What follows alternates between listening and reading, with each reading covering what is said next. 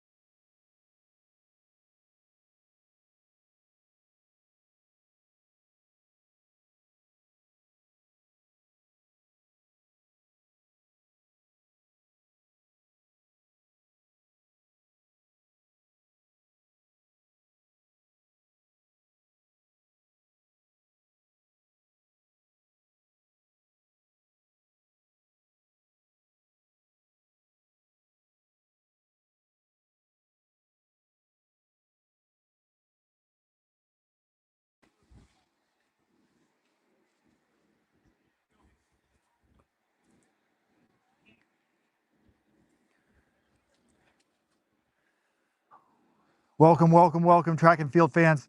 Special live edition of the Friday 15. Normally this podcast is for our Supporters Club members, but at big events we go live from the scene. What are we? 30 meters from the finish line of tomorrow's 2025 NCAA cross country meet. It starts in 17 hours. Will history be made for the second time?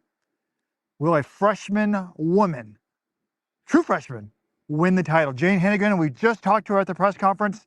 By the way, hello, Mr. John Hedengren. Her father is a podcast listener, we found out, fan of the show. We'll give you the inside scoop from the press conference. Hedengren was there.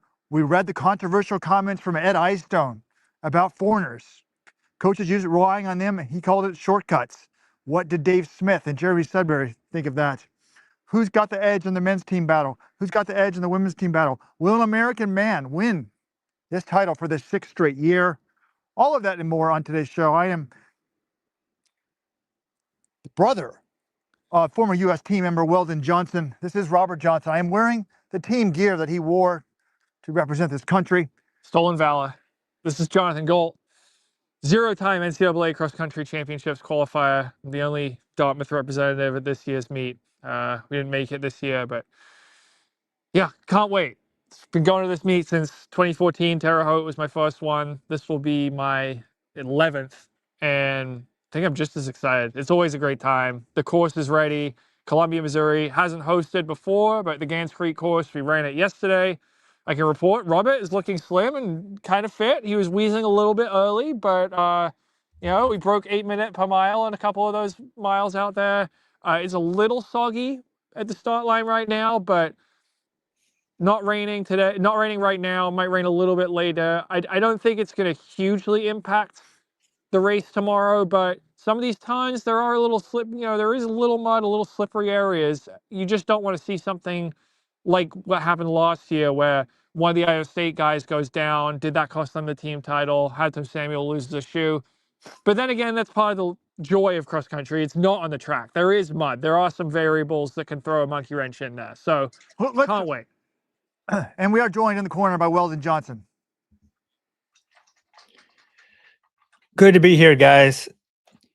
Now, it's kind of crazy, a few things, because people are talking about the influx of foreigners, and an American man could win this for 6 years in a row. That's just sort of crazy to wrap my head around. Now, you guys are claiming Charles VI is an American. I guess he has been American the entire time. But when he won it, he was representing Great Britain. So that's kind of nuts. But I'm excited. The men's race, I think, on Let's Run, or most of our audience is male, usually gets, all things else equal, probably a little more attention than the women's race, but not this year. It's all about one person, I think. Well, I'm simplifying it a bit, but the talk of the NCAAs, the talk of Let's Run is Jane Hedengren. So what'd you guys learn? First of all, I'd never seen her. I'd never seen her in person. She's extremely, people talking about her height on Let's Run, extremely tall and extremely skinny. I was like, wow, she looks like Asbel Kiprop. I was asking her dad, I'm like, are her legs, bigger than most people, like proportionate? He's like, no, this is pretty normal. But the mom is, we met mom too. Mom's 6 feet, dad's about 6'1". Jane is about 5'10". Well, this is actually a source of debate and controversy, because Jane Hedengren on the Brigham Young University athletics website, she's listed as 5'11". I asked her in person today. She said she's 5'9". Her mom says she's 5'9". Her dad says she's 5'10 and a half. So I'm going with dad on this, because I'm 6 feet and she's almost as tall as I am. So I think the 5'10 and a half is fair. But anyways, I thought that the women were up first. They had Jane, Doris Limgoy, and Grace Hartman of NC State was the third. I thought that Jane did a very good job. It certainly, she didn't seem overwhelmed by the moment. She didn't seem insecure, like shy, very natural with the media. And I thought that if you're looking for we know that she's extremely fit. And I guess, John on the regular podcast, and in his article was talking about one year about how Jenny Simpson, came in here hoping to win and then faded all the way to the hundreds, that type of debacle. No signs of that, obviously. I thought she was a natural in front of the media and did a good job of handling herself as a freshman. Like, you don't think, oh, wow, this is some super young freshman who the moment's too big for her. Right. Well, she's been in the national spotlight for a year now, ever since that massive win at NXN. And ever since then, she's been the talk of the town in high school running circles, and now in 3 races as a collegian as well. And she essentially says, look, I don't really pay that much attention to media. Her dad might listen to the podcast. I doubt Jane's ever listened to an episode of the podcast. I'm not sure if she's seen how much people are posting about her on social media or on the message boards or anything like that. So far, she says she's been able to tune that out. And, the results, she's clearly hasn't, suffered at all with the step up in competition or the additional eyeballs that might come with competing in college. Though in some ways, I mean, the high schoolers sometimes get more attention than the college athletes, because college cross country, the races are on Friday, like not as many high schoolers are dialed into them. But But here's the one thing, we Robert. talked to Jill G. Taylor. She said this is bigger than high school. Or her dad definitely said there's more pressure here. This is a bigger deal. But I thought some of the quotes that she said, there's been a lot of growth. I'm just excited for tomorrow. I want to put my best self out there, compete to the best of my ability, wherever that puts me. I want to be proud of the effort. I don't look at the pressure or the media. I just love being out there with my team. It's been so fun to be in college and have new people to compete against. I'm really excited for the next step, excited to be competing. So she said a lot of the right things. She's got a lot of gratitude, blah, blah, blah. I did ask her dad, I said, is she more nervous or excited? He's like, oh, that's a good question. He didn't right away say excited, but Jane was saying all the right things. And, she said, my body's in a good spot. My head's in a good spot. I want to put my best foot out there and see where that puts me. Lots of excitement. And she's also on a great team. She's on the number 2 ranked team in the country. They're defending champions. They've got a real chance to win tomorrow. And that's really fun as well. When you're running for something bigger than yourself, where you can celebrate victories with your teammates. She's really enjoying the college experience so far. Now, the one thing I would say, looking at tomorrow's race, she has not been tested all season. She's broken away. She has one way of running so far, and it is she'll go at the front, and then she will just take off and hammer. And she's a front runner. That's her style. And it could very well deliver an NCAA title tomorrow. But what I am curious about is, how does she respond if someone goes with her? Because when she's made her moves, the last 3 races that she's run, no one's been able to hang. She's just taken off, she's put the hammer down, and she's broken away to win. If she makes that same move, she did it pre-nats with about 3K to go, and she's got Doris Lemgele on her shoulder, and Doris Lemgele goes with her, how does she respond in that moment? We haven't seen that. When she was in high school, she did run some pro races and got beaten in one of them when she ran that 5K, the 14:57. Bounced back that fine, seemed to handle it. She ran a big PB. But that is my one question, is you never quite know. You get on the big stage. She's had nothing but success so far as a collegian. How do you respond in that moment? And that's what I think I'm excited to see, because Doris Lemgele is a great runner. She's a great champion. We don't quite know what kind of shape she's in right now. She was asked that at the press conference and didn't really give an answer. But it sounded like she took minimal time off after the World Championship final, where she was 5th in the steeplechase in September. So is she running on fumes, or is she still really fit and got 5th in the world? That's what I really wanted to know. I really tried to press Doris on that, and we got no insight into that.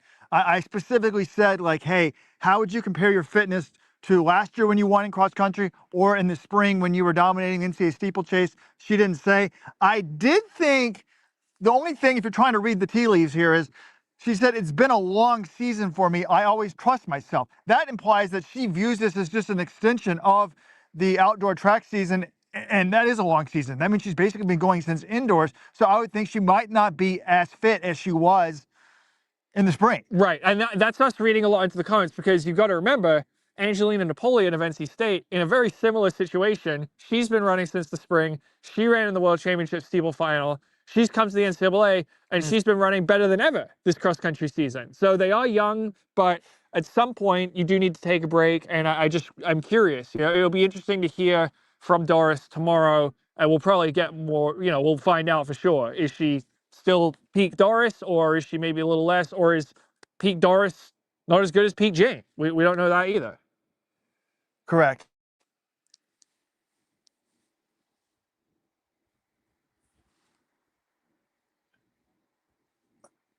Lost my train of thought. I had a brilliant observation, I'm sure, that I was going to make. I don't,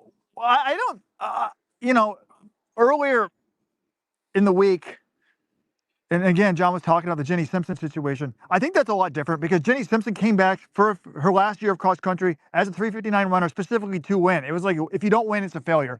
I think Jane will handle being challenged fine. And we don't have to go that far back in history to see. Well, first of all, she lost some track races to the pros when she ran the 14:57, and she didn't, throw a fit and get upset that she lost. And even last year, it was like 13, 14 months ago, she was losing high school cross country races. Apparently at the beginning of the cross country season last year, there was a decline in her performance. Her dad's like, yeah, we had her tested. We never figured it out, but it wasn't the end of the world. She wasn't devastated. And she just stays focused on the task at hand. Her dad has started a track club with like 200, 300 people in the Provo area. And I was asking him, like, hey, do you think that, and Diljit Taylor was saying, well, Jane is really intentional. The intentionality she brings to her training is really special. But I asked the dad kind of like, I'm like, do you think that we give runners attributes that they don't really have? They're just better than everybody else.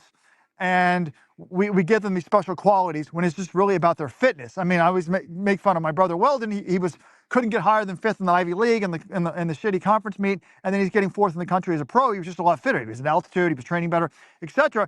But he said he liked the question, but he said, yeah, I do think that the thing that he praised most about her was her ability. She's always been focused on her desire to recover, and realizes that the recovery is just as important as the workout, which is very unique for someone that young. But I just getting to talk to the mom and the dad afterwards was wonderful. And I said, I want to say to you as a fan, I think you guys have done a wonderful job. You didn't chase the summer times. You didn't chase extending the track season out. You didn't turn pro. I mean, it's easier now because you can get money and still go to college. You just sent her to the local school where the dad ran. Dad was an All-American. He was actually Ed Eyestone's first All-American. He was like 37th in NCAA cross country, and I just think that it's been wonderful. And the mom was like, yeah, my job is to say hey, do you want to have some friends over? Do you want to socialize? So they've been trying to keep this normal. And I just, so far so good. We'll see what happens tomorrow. It should be something special. I'm curious. Yeah, has she ever had to outkick somebody? I don't remember her, John, her freshman, sophomore years. What was she doing in high school then? I feel like, and this is why people, thought she might have a lot of success in college, because she wasn't one of these phenoms at 15 years old or something, or at least I don't remember her. I'm sort of interested in her development. You guys discussed that at all, or just know some more of the details of that? Yeah, she wasn't on my radar until really last year. And so I probably should know what she was doing as a sophomore and junior, but last year was the year I remember really hearing about her. She has been running since 5th grade. She comes from a running family. As Robert said, her dad was an All-American at BYU. Her brother Isaac is on the BYU team. In terms of having to kick, I asked Diljit Taylor this. I said, every race I've seen her in, basically, it's been a blowout. So apart from that 5K last spring, and she got dropped a little bit, but I said, how are her wheels? How's she going to respond if it's a close race? And she said she can close very, very, very, very hard. That's 4 verys. And she thinks this because she'll work out with Riley Chamberlain, who is BYU's number 2 runner, and who you may recall has anchored the winning DMR at NCAA's the last 2 years for BYU. And they don't always run the same splits at the start, but when they are running at the end of workouts, Jane, she said, is step for step. So she's very confident that she can close if necessary. And Robert, do we want to talk about this workout that we've reportedly heard about on the message board? Yeah. So, the hot rumor on the message board is that she some version of the Michigan workout, which has a 1,600 meters in it, and that she ran 4:27, which is crazy because that would be a 4:27, probably a 1,600 unless you did the full mile. But that's at 4,500 feet of altitude. So, that would be like a 4:29 if you don't run the whole mile. And then I asked John Kellogg, he's like, you're going to subtract 5 seconds for the altitude. So that would be like a 4:24, which is crazy because the NCAA record is 4:23. And now Jane has run 4:23 herself in the mile. But I asked Diljit Taylor about that, and Diljit's like, hey, I don't talk workouts. I can neither confirm nor deny. And then she was like, where did you get that information? Who's talking about her workouts? So I think they're quite protective of the workouts and the splits. But yeah, I don't know. Robert, we think this might have happened, or there is a message board post about it. Like, do we have any more solid information beyond that? After I saw the message board, I talked to someone who believes it. They'd heard the same thing, and I don't want to burn anybody who would have may or may not confirmed that for me. But hey, we'll see. It's exciting. It's really exciting. One freshman's ever won it. It was 40 years ago. I meant to call her tonight to see if I can get her on the show. But anyways, Diljeet did say, it's interesting. She's like, yeah, I never assumed the transition is going to be seamless. She's like, whether that's from high school to college or from college to pros. And she said about Jane, she races with the right mindset. She practices with the right mindset. And then what she said about tomorrow is she should jump out of bed and be so excited to be on the start line. And that's how I feel about her coach. And then we were asking, like, does she feel pressure? And she's like, well, Jane, she's like, it's best to compete with a chip on your shoulder. And she's like, Jane just naturally feels like she has a chip on her shoulder. So that's good. Everyone wants to create a sort of an underdog mentality. I don't know how she would view herself as That's what I'm wondering. I'm like, where's the chip come from? But she's got a natural chip, apparently. Yeah. And then I really thought, I just think Diljeet, and you had Diljeet Taylor, and then you had Lori Hennis, NC State coach, and they've won the last 5 women's titles between them. They're such good coaches, but Diljeet, they're like, well, you're trying to go back to back for the first time. While you've been the coach, BYU went back, I think in the 80s or 90s. And what do you think about that? And I just love Diljeet's answer. She's like, I don't think the 2024 team, they won. This is a different team. And it's like they started new. And I think Mike Smith, when he was at NAU, would often do that. He wouldn't even talk about nationals. It's just like, focus on the task at hand. Don't think about last year, this year, etc. Day in, day out, what are you supposed to be doing? But they admitted they were fun. Like Diljeet's like, we're trying to do the same thing. Yes, there's a rivalry between us and NC State. They're trying to do the same thing as us. And I like that there's another top woman leading a program and kicking. Did she say trash? This is BYU, so I think ass. You might need to use the euphemism there. So they kick trash at BYU, not ass. So that was fun. But that was in terms of the women's team battle. I think, now that Jonathan Galt has looked into it, we really see it as a 3-team race: NC State, BYU, and then maybe Oregon. John, after analyzing the data, really thinks that NC State is the favorite. Not really. I think all 3 of those teams could win and are pretty close. I don't think it's a convincing favorite, but I think that's who I would go with. Yeah. All right. Well, do you have any questions about the women's race or anyone in the chat before we move on to the men? And then we should also talk about a little bit more about the course conditions.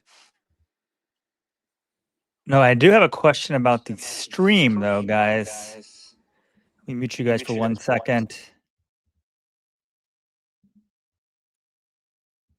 I just realized I checked it out on YouTube. You guys are going vertical, which is a problem. So no one on YouTube is actually seeing us. Anyone listening on YouTube, I'm removing them and trying to reverse them. We're going to see what's happened. You guys may have to log back in. If not, we'll upload the video of this again. I don't know. This is risky. Actually, let me confirm, Jonathan and Robert, they can't really see you guys. What do you think I should do? It asks us what version we want for each setting. Well, you clicked the wrong one clearly, because I decided to check it out. Oh, now we've lost them. No, they can't change it, guys. It's going on YouTube the wrong way. For people watching us elsewhere, I'm going to try to kick them off YouTube. See what happens. This is why you need this as a podcast. If you want this as a podcast, you'll hear none of this. Like, this would just be seamlessly done. Go to letsrun.com/subscribe and you'd have no problems.